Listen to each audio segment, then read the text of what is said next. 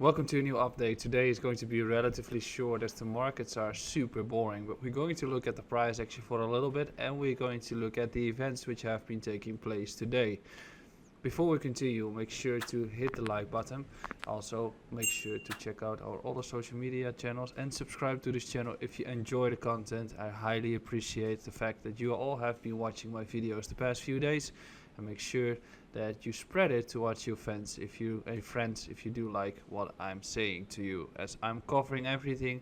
Currently still based in Jeffreys Bay in South Africa. On Saturday we start the final trip before I come back to the Netherlands, which is going to be fun. I know it's amazing to be back in the Netherlands, especially after the elections of yesterday.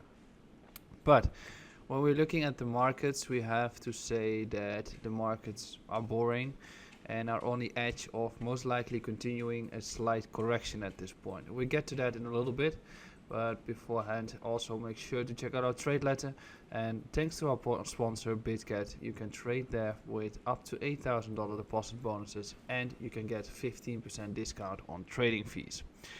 Now when we're looking at the markets, I think we have been covering it yesterday. There's lots of buzz around the banks at this point, as potentially Credit Suisse is in trouble.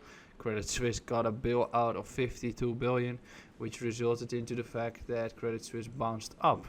However, First Republic is still swimming around the lows. Also, some Western Alliance Bank is getting towards the lows again. So the issue isn't solved at this point, which puts a potential trick on the markets, or a trap on the markets, which means the markets are staying stable until Powell comes out, until a new news event starts to take place, which makes it tricky to trade. So always stay calm. Today we had the first signal, which is the fact that we could be seeing the ECB pausing the hikes because they are on the edge of whether we have to pause or drop the hikes to save the economy, or we continue the hiking process and destroy the economy, for now at least. And both of them are not really suiting the equities, but could be fundamentally suiting the thesis of Bitcoin, because destroying the economy will open the actual fundamental layer of Bitcoin again, and why it started in 2010, which is for self-custody and just believing that it's not going to just be destroyed by governments, etc., as banks are at this point. So today we had two big important events taking place. First one is the ECB, which mentioned the amount of hikes that they will continue to do. But before we're going to get there, there are two other numbers which you can see here, which is the unemployment claims, which is back to stable, which means that the labor markets are still doing great at this point, and the labor markets are still doing fine. What you wanted to see if you are in the thesis of the economy becoming weaker is that you see this number here of unemployment claims start to rally, because then you can conclude that the markets are going to get into a period of recession and higher unemployment, which means that Powell most likely has to pivot. However, pivoting isn't really a great option, because if you pivot, it means that the economy is getting weaker, and then usually the markets start to tank even more. So the buzz around Powell hike or pivoting at this point isn't really that bullish at all, although people are saying that it could be. It's a matter of fact, at some point when the markets are bottomed, that is when crypto starts to excel, or we are still getting a soft landing and it's just a fake trap at this point and no bank will fall again. Then we are going to get a case of 1998 to 2000 at this point. So unemployment claims are positive. Philly Fed is still negative. It's the same as yesterday, which shows that the real estate markets are on the edge of having a hard time. So it's just a matter of time before we start to see that. What we are also seeing here is the ECB, which I mentioned. We are seeing a hike of 0.50%. This is 50 bips, 2 hikes, which means that as they continue to do so, it is very likely that Powell will do the exact same. So it's very likely that we'll still be seeing a 25 or 50 bips, and that they continue the policy until the system breaks. The system didn't break yet, unemployment is still fine. The banks are also fine, which means that the system is saved, and they do that by putting in $2 trillion to actually save the entire economy. So while hiking the process, which they have to do, they continue to print, which means that the inflation will be high, and on the other hand, they hike the process to defend the fact that the inflation is high. So it's a it's a tricky point at this point, and I think you should definitely be seeking to get into positions on crypto. While we're looking at the charts, we're only going to look at Bitcoin and ETH in this update, given the fact that the markets have not been moving at all. Tomorrow I'll be doing an altcoin portfolio update. As you might recall, I've not been doing one last Friday.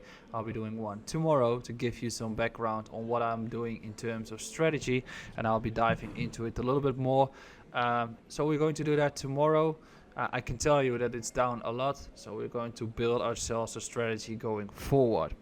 When we're looking at the Bitcoin price action, I've been mentioning a few scenarios a few days ago, and the first thing is that I wanted to see a rally towards 28k to actually establish a case where I want to buy the retest.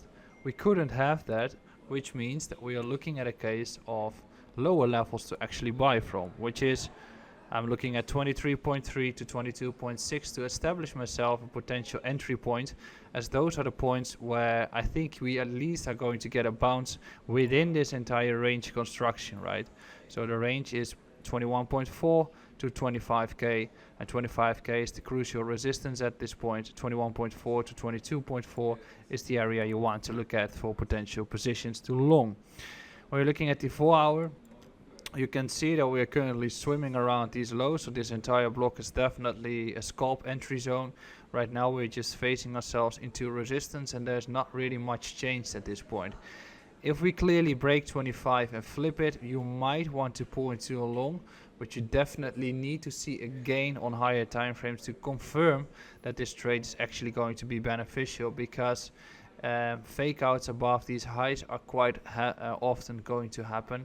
And you can get that confirmation through the lower time frame. So what do we see here? Lower time frames are trending up a little bit. There's this crucial resistance taking place, which is resulting into a potential case of a sweep, and then this fake out is probably a trigger to short, through which you're going to look for potential activation here, which results into taking the liquidity beneath this low. So we are establishing this range, and you should be relatively cautious buying the actual breakout here. So there's lots of liquidity above the high, and there's lots of liquidity beneath the low, and I think we just continue to chop, which we have been doing previously quite often as well.